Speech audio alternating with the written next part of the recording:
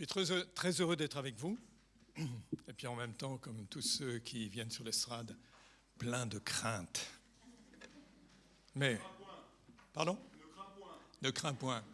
Merci, c'est une parole de foi. Merci. J'aimerais vous inviter à la prière avant qu'on découvre le sujet d'aujourd'hui.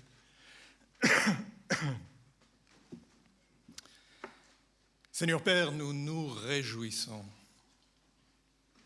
d'être entrés dans ta maison et de nous mettre à table pour le repas qui a été annoncé.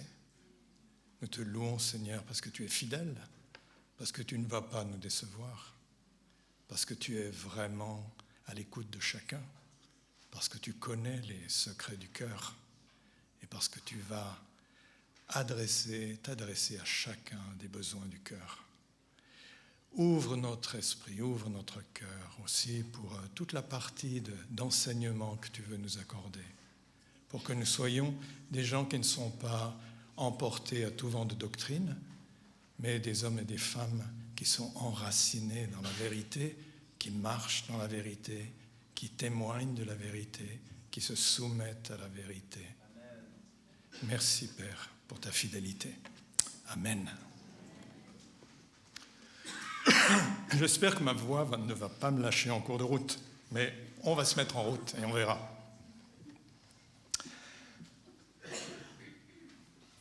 Il y a un verset qui est supposé apparaître sur l'écran, là, mais je vous le lis.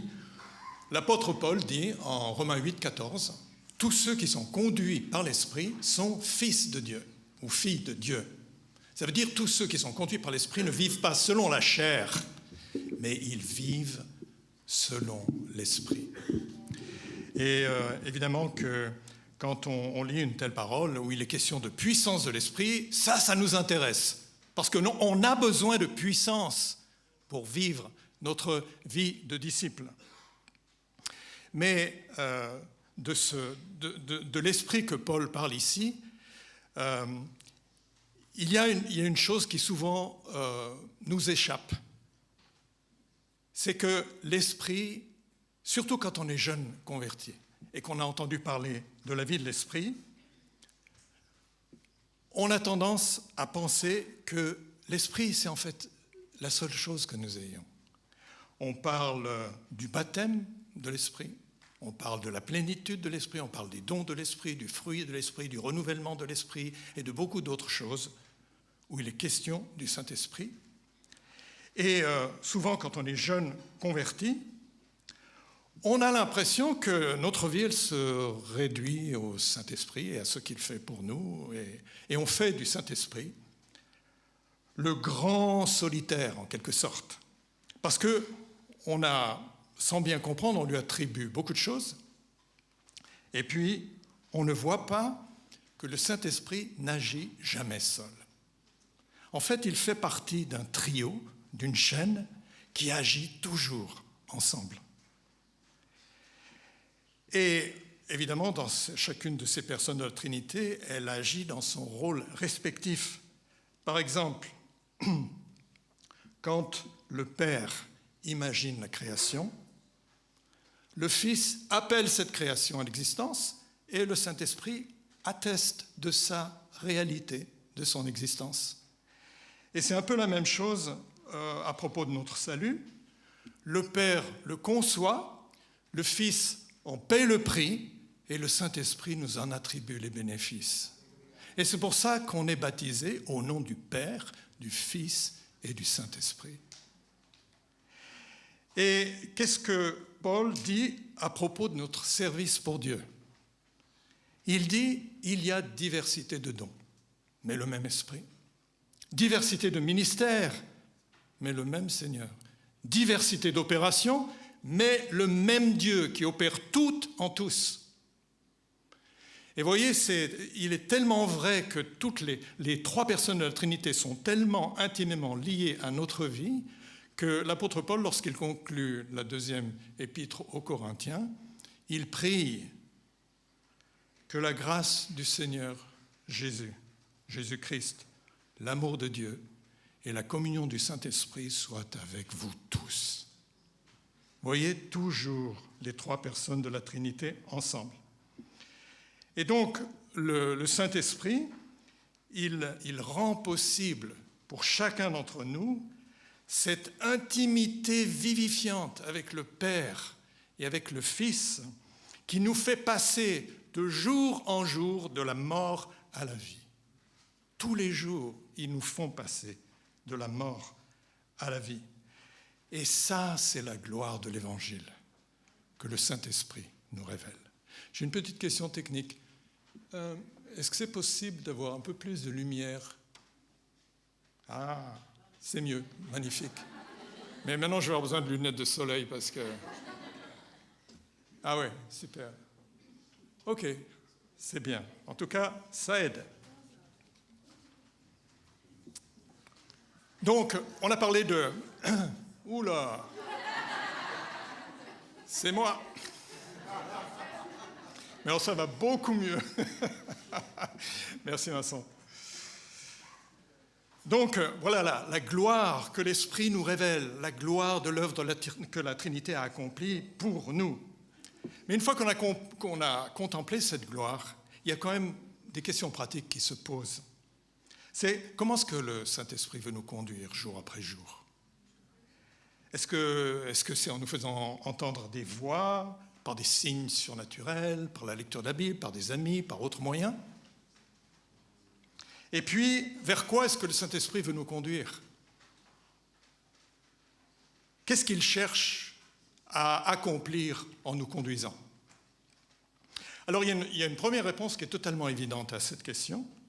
C'est le Saint-Esprit nous conduit à travers notre méditation et notre étude de l'Écriture, parce que c'est dans l'Écriture que nous trouvons les préceptes fondamentaux, les préceptes théologiques et moraux fondamentaux dont nous avons besoin pour régler notre relation avec Dieu et avec les hommes. Mais comment est-ce que le Saint-Esprit nous conduit quand la Bible ne nous dit rien sur ce qu'on doit faire, au jour le jour? Comment est-ce que le Saint-Esprit va nous conduire dans ces circonstances-là? Alors, pour explorer un petit peu cet aspect pratique de la vie avec l'Esprit, je vous propose de suivre Paul dans le livre des Actes. Parce que là, on a plein de démonstrations de la manière très créative que Dieu a de nous conduire par son Esprit. La première de ces manières que l'Esprit utilise, ou que Dieu utilise par son Esprit, c'est la manière, boum, directe. Comme est l'exemple type, c'est l'apôtre Paul, qui est sur le chemin de Damas. Il est sur ce chemin avec une certitude, c'est que l'évangile qu'il a entendu est une hérésie et qu'il faut la détruire. Et c'est la raison pour laquelle il est en route pour Damas. Et là, qu'est-ce qui se passe? Jésus l'arrête, mais alors brutalement. Il est KO, par terre, complètement aveuglé par une grande lumière qui a jailli du ciel. Et là, pour la première fois de sa vie, l'apôtre Paul a prononcé des paroles qui lui étaient totalement inhabituelles. Il a dit « Qui es-tu, Seigneur ?»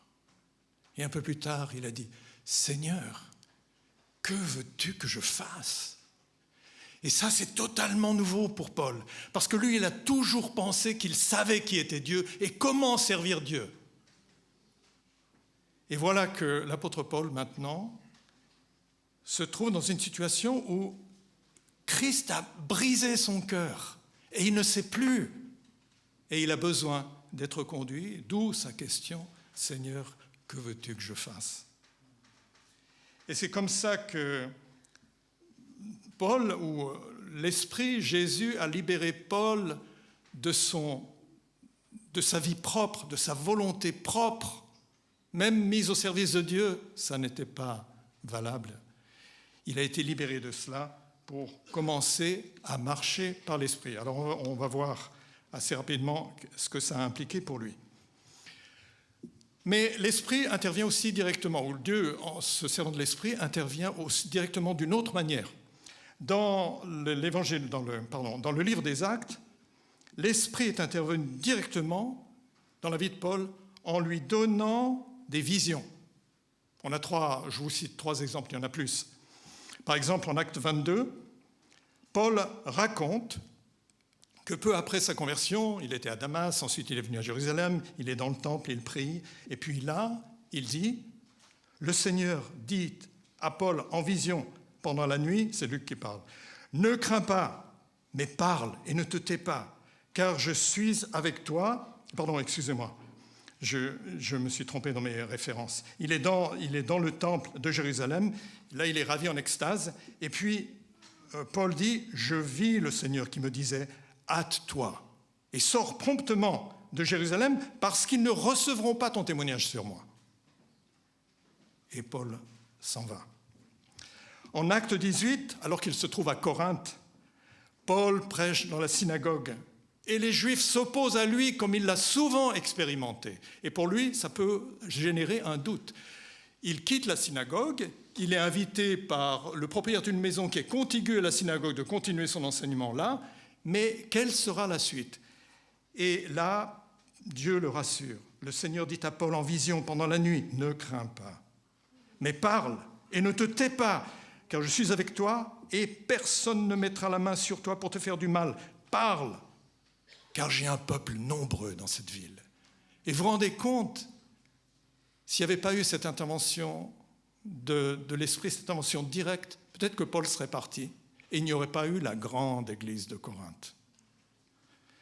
Et puis on a un autre exemple en Acte 23, alors qu'il a été arrêté à Jérusalem et après sa comparution devant le Sanhédrin, sur laquelle on reviendra plus tard, alors que les Romains l'ont ramené dans sa cellule, là, le Seigneur apparut à Paul et dit, « Prends courage,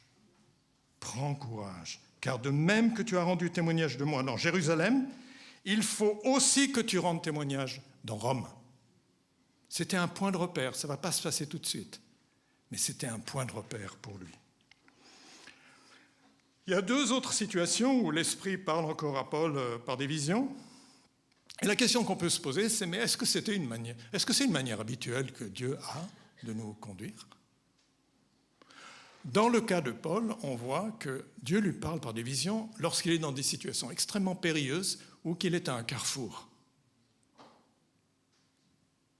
Et maintenant, on peut se dire, oui, mais bon, peut-être que vous avez eu des apparitions, je n'en sais rien. Moi, je n'en ai jamais eu. Dieu n'a jamais communiqué avec moi de cette manière. Et on peut se dire, oui, mais est-ce qu'il y a quelque chose qui cloche dans ma vie? Parce que Dieu ne me communique pas de cette manière avec moi. Pourquoi? Je vous propose une réponse simple. Peut-être qu'on ne s'est jamais trouvé dans une situation où il était nécessaire que Dieu nous parle de cette manière. Rien de plus. C'est juste parce qu'on n'était pas dans la situation où c'était nécessaire. Ça, c'est la première manière. Boum, direct. Mais l'Esprit utilise une autre manière.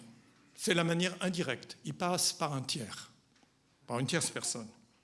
Et là, on revient à Acte 9. Après avoir été arrêté sur le chemin de Damas, donc Jésus dit à Paul, « Va à Damas ». Et là, il contacte Ananias. Le Saint-Esprit contacte Ananias, Jésus contacte Ananias, et l'envoie auprès de Paul pour qu'il lui impose les mains, afin que Paul recouvre la vue, et aussi pour le baptiser, afin qu'il soit rempli de l'Esprit, et surtout pour lui dire que Jésus l'a choisi pour porter son nom devant les nations, devant les rois et devant les fils d'Israël. Et ce jour-là, Paul a entendu ce que Dieu voulait qu'il fasse. C'est plus Paul qui disait, ou Saul qui disait « Qu'est-ce que je peux faire pour toi, Dieu ?» C'était maintenant « Seigneur, que veux-tu que je fasse ?» Et Jésus le lui indique clairement. Et ça, cette parole-là, elle est devenue une boussole absolue dans la vie de Paul. Il est resté fidèle à cette parole sans jamais s'en écarter. La preuve, c'est que 25 ou 30 ans plus tard, alors qu'il est devant le roi Agrippa avant d'être envoyé à Rome, les paroles de Jésus lui reviennent et il le dit ouvertement. Je t'ai choisi, voilà ce que Jésus m'a dit, je t'ai choisi du milieu de ce peuple, du milieu des païens vers qui je t'envoie, afin que tu leur ouvres les yeux pour qu'ils passent des ténèbres à la lumière et de la puissance de Dieu à Satan. Toute sa vie, Paul ça a été son GPS. C'est la parole de Dieu qui l'a guidé toute sa vie. Et l'Esprit va se servir une seconde fois de tierce personne pour cette fois faire entrer Paul dans la réalité de son appel missionnaire. Et là, on retrouve ça en Acte 13. Paul est là avec Barnabas et d'autres, Niger, etc. Il y a des prophètes et des enseignants de l'Église et peut-être le reste de l'Église qui prient et jeûnent pour comprendre quelle est la volonté de Dieu. Et l'Esprit dit « Mettez-moi à part Barnabas et Saul pour l'œuvre à laquelle je les appelle. » On voit donc là une nouvelle intervention de gens qui sont autour de Saul et de Barnabas et qui leur disent « Voilà la mission à laquelle Dieu vous appelle. » Alors, ça, c'est aussi très intéressant dans notre expérience. Il y a des gens à qui l'Esprit de Dieu peut parler à notre sujet à propos de ce que Dieu veut accomplir à travers notre vie. Je sais qu'il y a une ou deux personnes qui ont joué ce rôle dans ma vie, mais il faut tout de suite préciser une chose, c'est qu'il faut toujours exercer son discernement. Quand une personne vous dit « j'ai reçu de Dieu que », il faut toujours exercer notre discernement. Et on verra que Paul a exercé son discernement et qu'il n'a pas toujours suivi les paroles qui lui étaient données, même si elles venaient d'un prophète. Et ça, c'est quelque chose qu'il faut garder en mémoire. La troisième manière que l'Esprit peut utiliser pour nous conduire, c'est, je n'ai pas trouvé une meilleure formule que par arbitrage. C'est-à-dire, on est dans une situation, on discute de la situation, et puis à la fin, on arrive à une conviction, et on prend une décision. Alors là, l'exemple le plus typique, c'est Acte 15. Parce que là, Acte 15, l'église d'Antioche, qui a vu arriver ceux qu'on appelle les judaïsants de l'église de Jérusalem, qui disaient aux croyants issus du paganisme d'Antioche, si vous ne vous faites pas circoncire, comme Moïse l'a ordonné, vous n'êtes pas sauvés. Vous imaginez ce que ça a pu produire comme réaction de la part de Barnabas et de Saul. Et l'église d'Antioche a dit qu'il faut aller à Jérusalem et il faut régler ce problème qui est extrêmement grave. Paul et Barnabas sont montés à Jérusalem. Ils ont organisé une rencontre officielle pour discuter de cette question. Et Pierre, à un moment donné, se lève pour rappeler à tout le monde que les Juifs n'ont jamais été sauvés par l'observance de la loi. Et là-dessus, Barnabas et Saul enchaînent en racontant comment leur prédication de la parole de Dieu a été suivie de conversions parmi le monde païen. Combien nombreux sont les gens dans le monde païen qui ont reçu cette parole. Et donc les échanges vont bon train. Et finalement, Jacques, le frère de Jésus, Jacques se lève et il exprime en fait la conviction à laquelle cette assemblée est arrivée. C'est qu'il ne faut pas exiger de la part des disciples issus du paganisme qu'ils se fassent circoncire. Vous avez toute la lettre aux Galates pour expliquer pourquoi. Ça serait rendre la mort de Christ totalement inutile. Nous ne sommes pas sauvés par les œuvres, nous sommes sauvés uniquement par l'œuvre de Jésus-Christ. Et ce qui est intéressant, c'est de voir que ce concile a écrit une lettre destinée aux églises qui avaient été implantées par Paul et Barnabas, où il y avait justement beaucoup de ces convertis issus du paganisme. Et voilà ce qu'on lit dans cette lettre.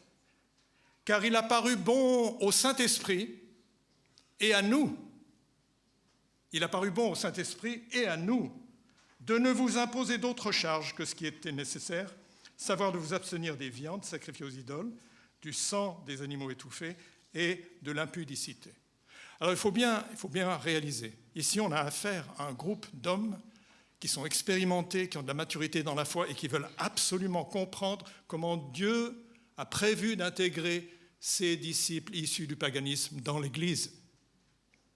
C'est des gens qui ont réfléchi, qui ont de l'expérience, qui ont une compréhension de la volonté de Dieu, et finalement, à travers le débat, ils sont arrivés progressivement à une conviction commune. Le Saint-Esprit a fait émerger de leur discussion cette conviction commune à ce sujet. Et ça, ce n'est pas un exemple unique dans le livre des Actes. En Acte 16, Paul et Silas se trouvent en Mysie, du côté presque en Asie. Et l'Esprit vient de leur fermer la porte de l'Asie et de la Bithynie. Mais pendant la nuit, Paul a une vision. Il a la vision d'un Macédonien qui le prie et qui lui dit « Viens en Macédoine, sauve-nous, secours-nous ». C'est une vision. Paul se réveille le lendemain matin et il dit « Pendant la nuit, j'ai eu telle vision. Qu'est-ce que ça signifie ?»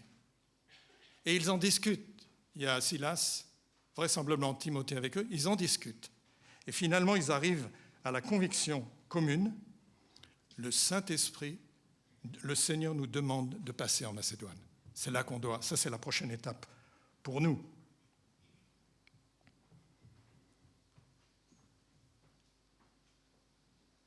Il y a un autre exemple qui est intéressant parce qu'il amène un petit peu de complexité dans tout ça. C'est Acte 21. À la fin de son 3e voyage missionnaire, Paul est en route pour Jérusalem et là il s'arrête à Tyr. C'est sur le parcours, il s'arrête à Tyr. Et là, les disciples, poussés par l'Esprit, nous dit Luc, disaient à Paul « Ne monte pas à Jérusalem, s'il te plaît. Ne monte pas, c'est dangereux. » Ils ont entendu les rumeurs qui courent à propos de Paul. Mais Paul ne se laisse pas persuader de poursuivre le voyage. Et puis un peu plus loin, à Césarée, on se rapproche un peu plus de Jérusalem, la menace se précise. Cette fois, c'est Agabus, un prophète, qui déclare que les Juifs de Jérusalem s'empareront de Paul et le livreront aux Romains. Et alors là, les compagnons de Paul et les chrétiens de Césarée disent « Mais on t'en supplie, Paul, ne va pas à Jérusalem !»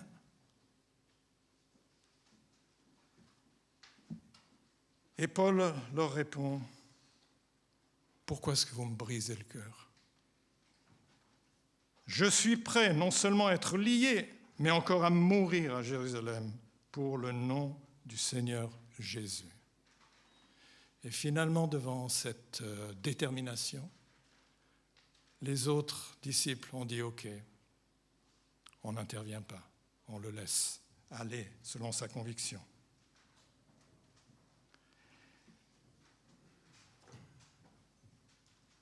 Ici, ce qu'on peut retenir, c'est que l'unanimité spirituelle des croyants n'est pas nécessairement la voie à suivre. Ce n'est pas parce que tout le monde dit la même chose dans l'Église que c'est nécessairement la voie à suivre. Et l'apôtre Paul, il a considéré que les disciples qui étaient inspirés, poussés par l'Esprit, avaient une certaine optique sur cette situation, mais que lui, en tant que disciple de Jésus, redevable de Jésus pour son ministère, il avait un autre appel. Et ça nous met un petit peu dans une perplexité sur laquelle on reviendra plus tard. Il y a une quatrième manière que l'Esprit utilise, et vous allez dire, là, c'est un petit peu fumeux, c'est en nous laissant simplement trouver la bonne solution. L'Esprit n'est pas toujours en train de nous dire exactement ce qu'il faut faire, surtout sur des questions secondaires.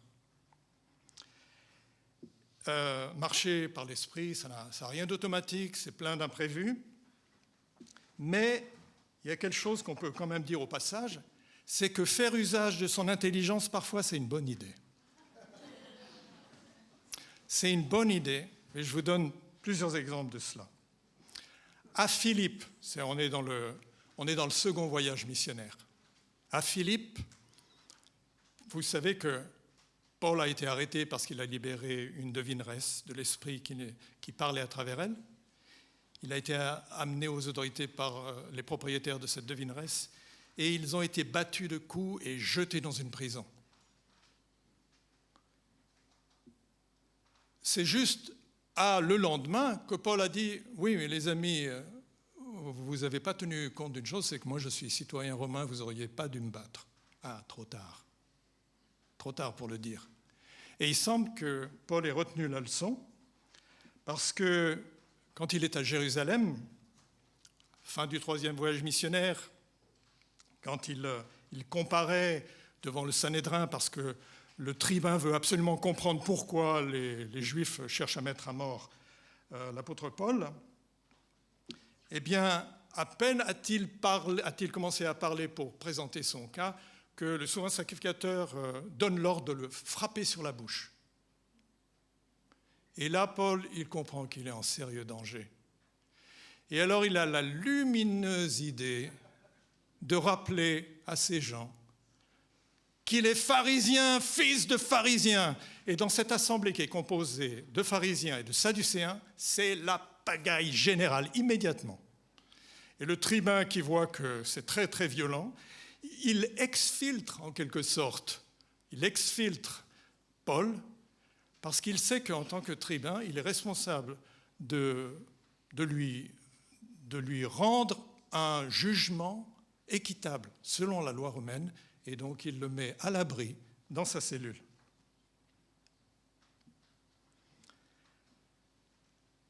Un dernier exemple que je voudrais citer, qui montre que notre intelligence, elle a aussi ses limites, et c'est bon de s'en rappeler, même s'il faut en faire usage, c'est que après son arrivée à Jérusalem, fin du 3e voyage missionnaire, Jacques et les anciens de l'Église lui disent « Écoute, les rumeurs sont tellement hostiles vis-à-vis à ton égard, parce que les Juifs disent que tu enseignes aux Juifs de la diaspora de ne pas respecter la loi de Moïse, de ne pas faire baptiser de ne pas faire circoncire leurs enfants, de ne pas respecter les traditions juives. Et nous savons que c'est faux. Mais il faut faire quelque chose pour que les gens comprennent la réalité et ne soient pas victimes de ces rumeurs. » Et alors, ils lui proposent un plan. Ils lui disent « C'est pourquoi fais ce que nous allons te dire. » Et là, il s'agit pour Paul de se rendre au temple, de se purifier avec 4 hommes qui ont fait un vœu et de pourvoir à leurs dépenses afin qu'ils se rasent, de manière à ce que tout le monde comprenne à Jérusalem que les rumeurs qui courent à son sujet sont fausses, archi-fausses. Ça, c'était un plan de communication qui avait l'air génial. Malheureusement, il a complètement foiré. Le plan de communication n'a pas du tout convaincu la foule, et c'est la raison pour laquelle Paul est tombé entre les mains des Juifs. Alors, maintenant qu'on a vu quelques-uns des agents que l'Esprit utilise pour nous conduire dans des situations où on n'a pas d'indication précise de la Bible, parce que la Bible, ce n'est pas un manuel de l'utilisateur. C'est plus profond que ça. La deuxième question à laquelle on va essayer de répondre, c'est vers quoi est-ce que le Saint-Esprit nous conduit? Qu'est-ce qu'il cherche à faire? Alors vous vous souvenez que juste avant d'être enlevé au ciel, Jésus a laissé à ses disciples cette parole. Vous recevrez une puissance, le Saint-Esprit.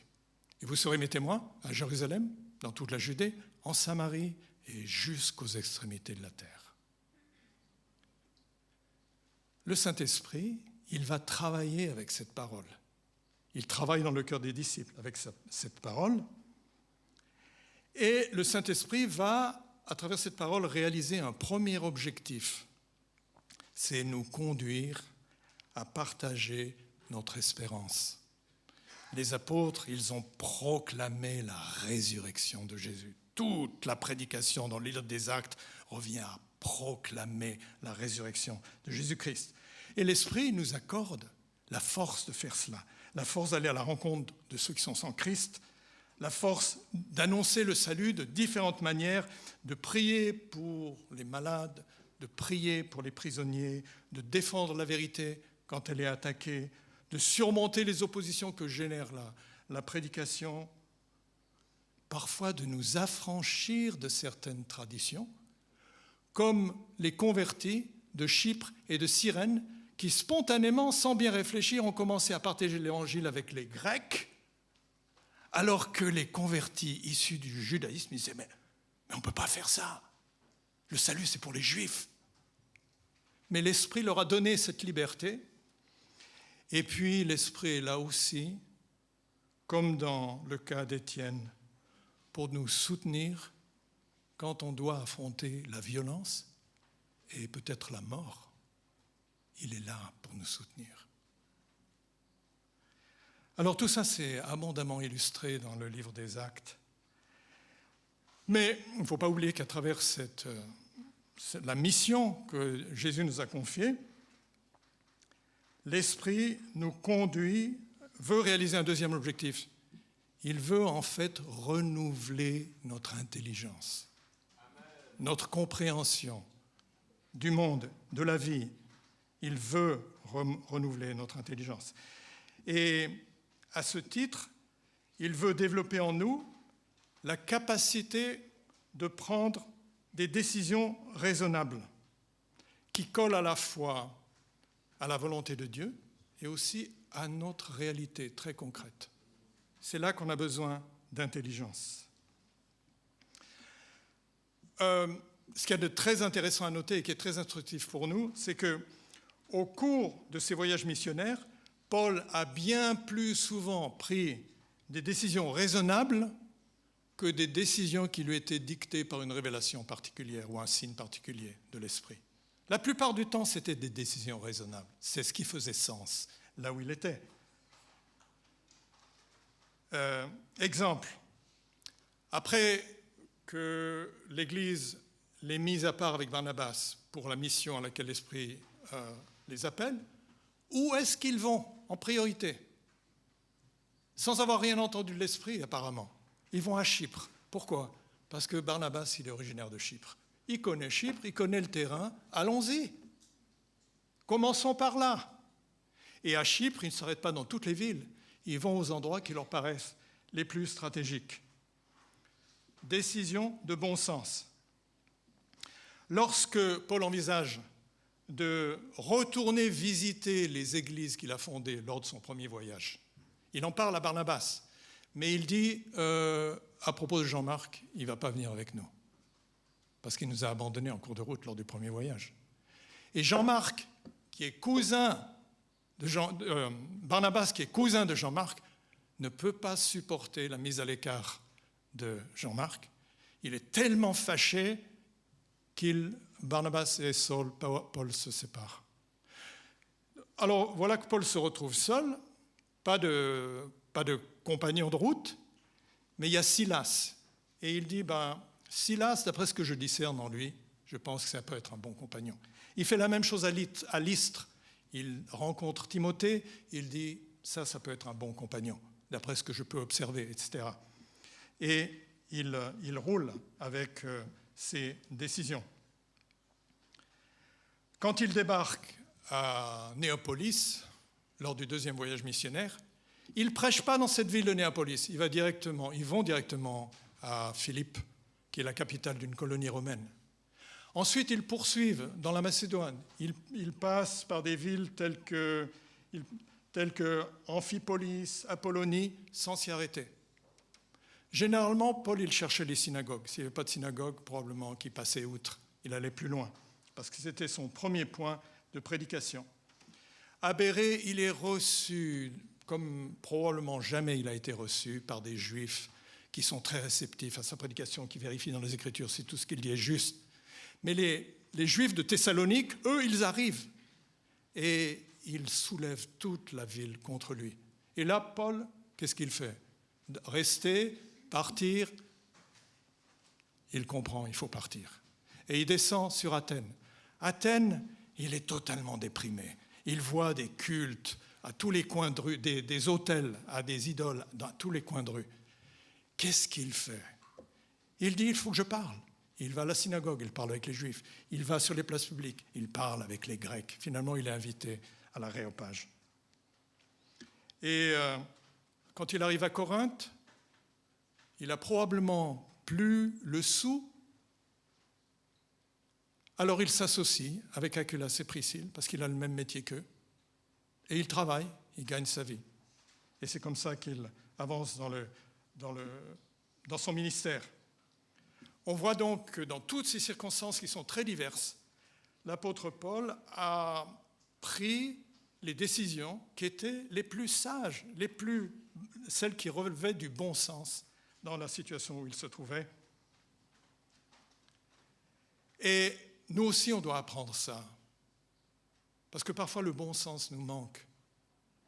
On doit l'apprendre, on doit entraîner notre esprit à méditer la Bible pour qu'on ait l'intelligence renouvelée pour prendre de bonnes décisions sans que Dieu ait à nous souffler à l'oreille exactement en toutes circonstances ce que nous avons à faire. Dieu nous fait confiance, il nous a bénis et il ne nous a pas mis sur un rail rigide. On a beaucoup de possibilités de choisir ce que nous pouvons accomplir pour lui. Alors évidemment qu'une telle liberté, ce n'est pas sans risque. Parce que l'Esprit nous appelle à être pleinement humains, comme Jésus, qui a été pleinement humain, et pleinement dépendant de Dieu, pleinement spirituel, si on peut dire. Et quand on s'applique à être pleinement humain, le risque, c'est de se concentrer un petit peu trop sur nos compétences, sur notre compréhension des choses, sur nos ressources, ou alors sur nos difficultés qu'on regarde comme totalement insurmontables. Ça, c'est un risque, quand on veut tenir compte de notre réalité humaine. Et puis, à l'inverse, quand on veut être pleinement dépendant de Dieu, pleinement spirituel, eh bien, le risque, c'est de me concentrer sur le surnaturel. Je veux du surnaturel, sinon je pense que ce n'est pas de Dieu. Et si je ne reçois pas de signes spéciaux, je ne bouge pas. Le risque, c'est de continuellement chercher l'extraordinaire, le surnaturel. Alors la question se pose, comment est-ce que je trouve l'équilibre entre être pleinement humain et vraiment spirituel?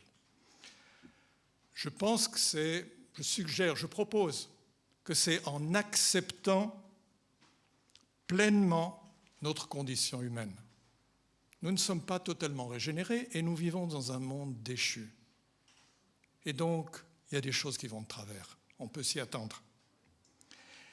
Mais je dois donc tenir compte de mes limites physiques, de mes limites psychologiques, de mes limites mentales, ce que je peux supporter, de manière à ne pas tomber dans une forme de super spiritualité. Je ne peux pas utiliser le Saint-Esprit comme un booster qui me permet d'échapper continuellement à ma réalité humaine.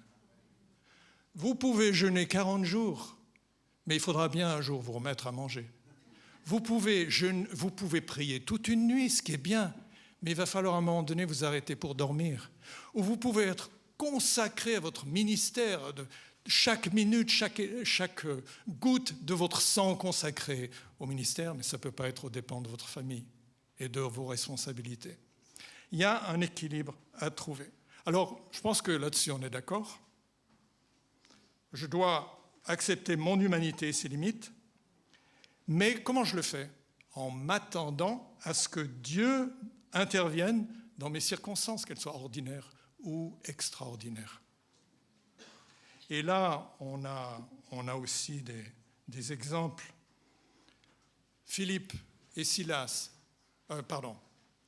Paul et Silas à Philippe ont été mis au cachot, battus, mis au cachot. Ils sont réduits à la plus extrême impuissance ou faiblesse. Comment est-ce qu'ils acceptent leur situation? Ils se mettent à prier. et à chanter.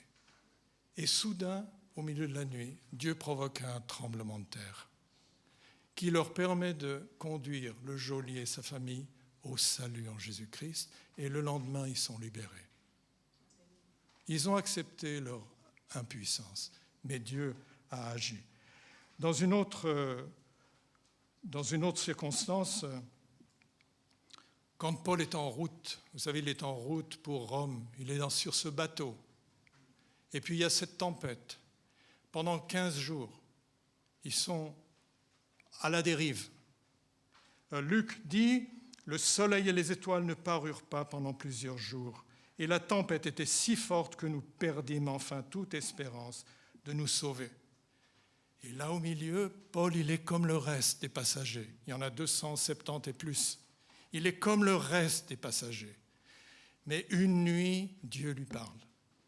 Dieu lui renouvelle la révélation qu'il a faite quand il était dans sa cellule à Jérusalem 2 ans plus tôt.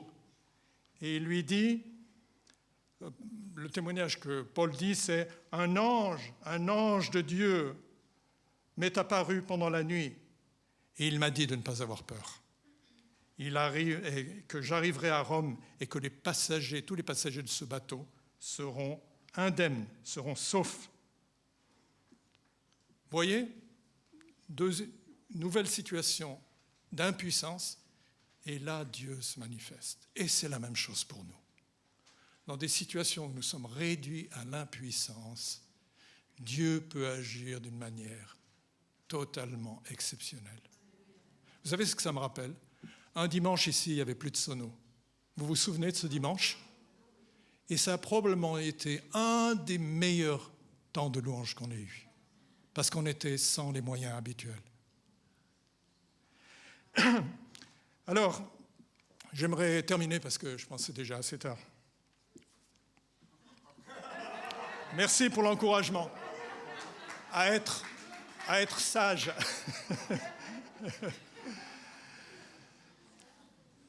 Quelle différence ça fait de savoir que Dieu a toute une palette de moyens pour nous communiquer la bonne route à suivre. Ça nous parle de sécurité. On peut se dire, je ne suis pas dans une jungle où il est impossible de voir le chemin à suivre. Dieu est avec moi, Jésus est avec moi, l'Esprit est avec moi pour que j'avance au milieu de cette jungle. Et peut-être que votre jungle, c'est la société dans laquelle nous vivons aujourd'hui, où vous dites, je suis fatigué de tous ces discours contradictoires par rapport au changement climatique, par rapport à ce que ça signifie une famille, ou être homme, ou être femme, par rapport aux guerres au Moyen-Orient, ou par rapport à la guerre qui menace l'Europe. Je suis fatigué de tout ça. Peut-être que ça, c'est votre jungle. Mais peut-être qu'il y a une jungle qui a poussé dans votre tête à cause de vos difficultés personnelles, à cause de vos luttes, à cause de vos angoisses, de vos incertitudes par rapport à vous-même, par rapport à qui vous êtes, ou ce que vous ne réussissez pas à être. Peut-être que c'est ça, votre jungle, ce qui vous décourage, ce qui absorbe votre énergie. Il ne faut pas nous raconter d'histoire. Il ne faut pas nous raconter d'histoire. Le mot courage a été utilisé plusieurs fois ce matin. Par Céline, par Vincent. Si vous êtes dans une jungle, il vous faut du courage. Je répète, il vous faut du courage. Ça ne va pas disparaître instantanément. Ça fait partie du plan de Dieu pour votre vie. Il vous faut du courage. Il vous faut du courage le matin, à midi et le soir pour que vous ne vous abandonniez pas à ce que le monde propose, les mensonges du monde ou la complaisance en soi-même auquel le monde nous invite. Vous avez besoin de courage pour prendre les bonnes décisions, afin que l'Esprit vous permette d'acquérir l'intelligence de prendre les bonnes décisions. Vous savez, Jésus a eu besoin de courage pour accepter la mort qui est devenue une source de vie éternelle pour nous. Josué a eu besoin de courage pour conduire les 12 tribus dans la conquête de Canaan. Et vous, qu'est-ce qui pourrait arriver si vous faisiez preuve de courage dans votre marche avec Dieu? Peut-être que les gens vous verraient comme quelqu'un de bien, comme quelqu'un en qui on peut compter, sur qui on peut compter, quelqu'un que Dieu peut employer pour réaliser quelque chose de bon, de noble, de salutaire pour les gens qui sont autour de vous. Amen. Et c'est pour ça que j'ai envie de dire, mais ça ferait trop militaire, mais debout.